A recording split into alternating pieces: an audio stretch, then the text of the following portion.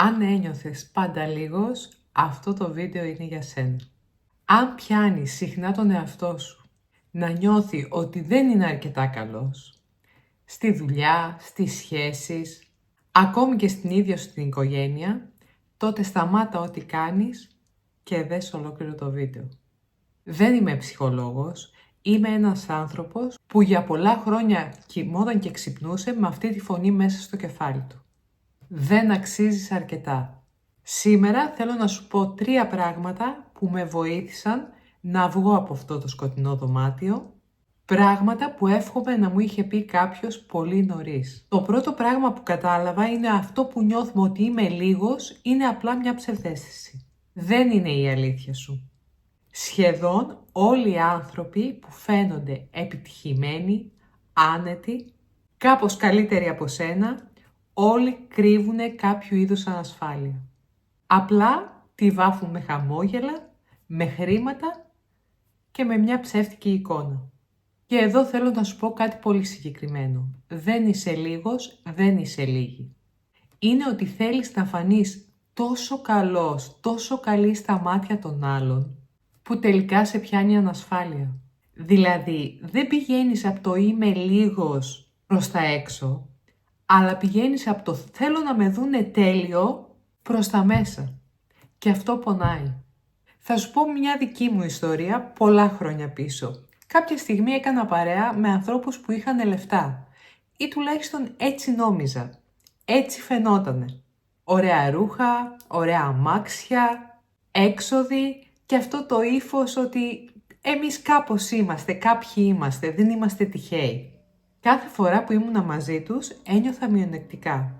Ένιωθα ότι ήμουνα το φτωχό συγγενάκι που δεν τέριαζε στην παρέα. Και έπρεπε να προσπαθήσω να φανώ ότι είμαι κάποια για να μην φανεί πόσο λίγη είμαι μπροστά τους. Και μετά, με τον καιρό τελικά αποδείχτηκε ότι δεν ήταν έτσι τα πράγματα. Ήταν όλα βιτρίνα. Δεν υπήρχαν λεφτά, υπήρχαν δάνεια, υπήρχε χρέος και υπήρχε μόνο η εικόνα.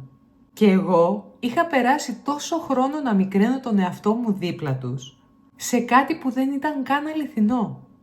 Τότε λοιπόν κατάλαβα πόσο άδικο είναι να συγκρίνεις τη δική σου πραγματική ζωή με τη σκηνοθετημένη ζωή των άλλων. Θέλω να σκεφτείς κάτι ειλικρινά. Αυτή η φωνή μέσα σου που σου λέει ότι δεν αξίζεις αρκετά ή ότι είσαι λίγος λίγη. Από πού μπήκε στο κεφάλι σου? Είναι όντως δική σου? Ή είναι η φωνή κάποιου άλλου που κάποτε είχε εξουσία πάνω σου? Ένας αυστηρός γονιός? Ένας αυστηρός δάσκαλος? Ένας σύντροφος? Θα σου πω ακόμη μια σκηνή από τη δική μου ιστορία, η οποία συνέβησε όταν πρωτοήρθα στην Ελβετία, περίπου το δεύτερο χρόνο που ήμουν εδώ. Δούλευα σε ένα ξενοδοχείο και υπήρχε ένα σημείο το οποίο ήταν το πιο ωραίο μέρος του ξενοδοχείου. Από εκεί έπρεπε να περάσω για να ξεκινήσω τη δουλειά μου. Εκεί λοιπόν κάθε πρωί βρισκόταν ο υπεύθυνος όλου του ξενοδοχείου. Καθότανε μόνος του, άλλες φορές καθόταν σε μια καρέκλα, άλλες φορές ήταν όρθιος και κοιτούσε έξω την τζαμαρία. Εγώ κάθε πρωί περνούσα από εκεί, πάντα συναντιόμασταν οι δυο μας και πάντα έλεγα καλημέρα. Δεν μου απαντούσε ποτέ. Και όχι απλά δεν μου απαντούσε, δεν γυρνούσε καν να με κοιτάξει, σαν να μην υπήρχα, αόρατη. Όταν είσαι σε μια ξένη χώρα, όταν ήδη νιώθεις ξένη, αυτή είσαι η οποία σε πονά. Με έκανε να νιώθω αόρατη, ασήμαντη.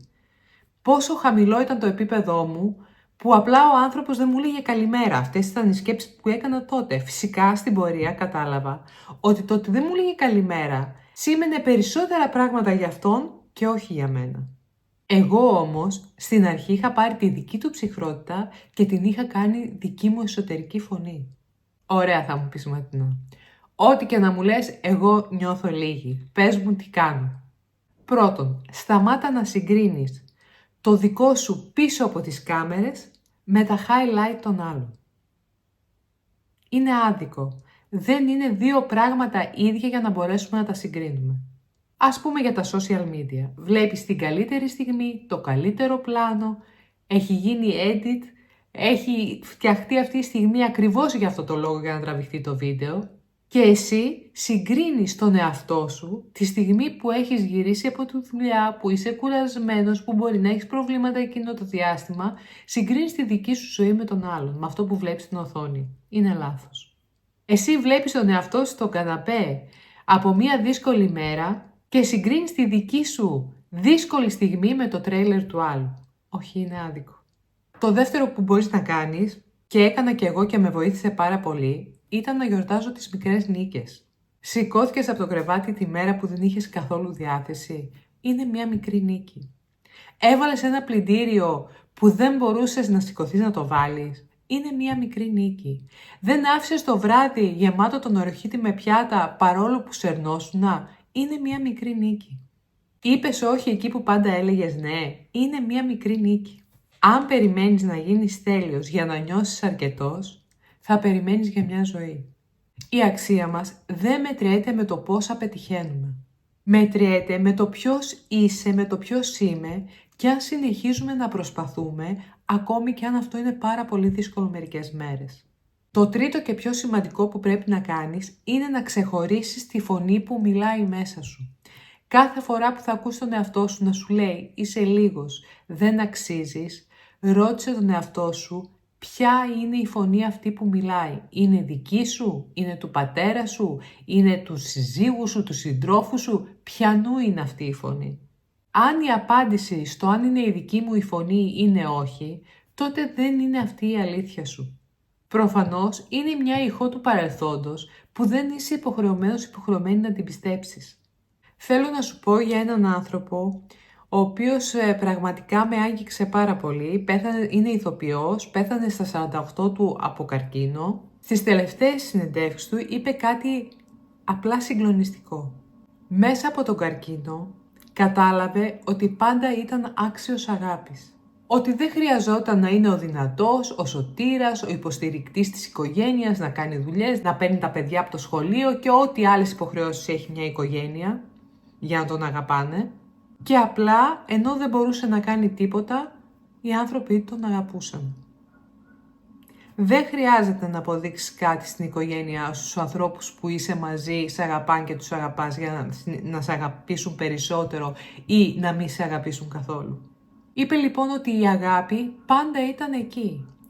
Απλά αυτός έκανε το λάθος και σε όλη τη ζωή προσπαθούσε να την κερδίσει την αγάπη. Και έπρεπε να κάνει πράγματα, δηλαδή το είχε φτιάξει έτσι στο μυαλό του, που ήταν στην προσπάθεια να κάνει πράγματα για να διεκδικήσει την αγάπη των άλλων. Ενώ τελικά δεν χρειαζόταν, η αγάπη ήταν πάντα εκεί. Και αυτό για μένα είναι μάθημα ζωής. Δεν θέλω να φτάσεις να το καταλάβεις πριν πεθάνεις.